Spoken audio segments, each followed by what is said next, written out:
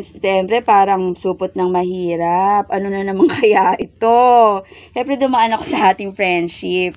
Dumaan tayo dahil hindi nga siya masaya doon sa 105 lang na binili natin. At ang kagandahan nito, alam mo kung bakit kahit hindi akma sa akin ay bumibili ako. Kasi magaling po ako mag-repair, mag-Dr. Quack. Pag naririnig ko yung Dr. Quack, meron akong naaalala. Hindi ko mapigilan.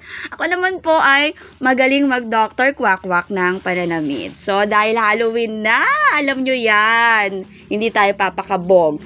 Dahil kung ano lamang po ang kaya ng Madam UK. Ay, talaga namang yun lamang po ang ginagastos. Ngayon po, 40 pesos lang.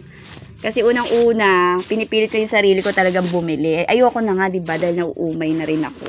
Kasi katwirang ko, ano lang, pang cure lang, no? Ito ay part po ng aking, stabilization ng aking utak. Yung may nabibili at nagiging busy.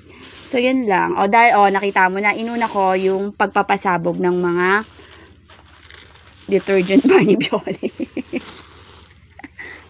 Ay, nako, ang sarap-sarap mag-vlog. Lalo na kapag napa-vlog content ako, tawa ako ng tawa. Pinagkakabalan ako ng robot. Di ko alam.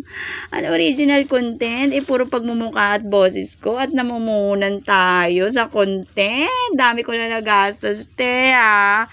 Ako. Siya. Yan ang kahalagaan ng masipag ka. Pag masipag ka, may pera ka. Yan ang lagi nating pagkakatandaan. Ako wala akong puwang sa akin ang katamaran. Walang puwang sa akin ang pagpapahinga.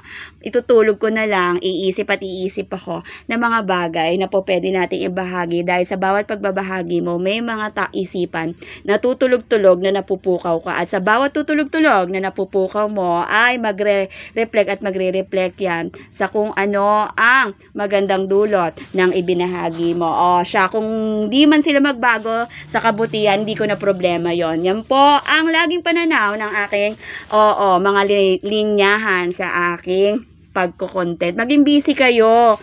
Huwag kayo maging busy sa kapwa nyo.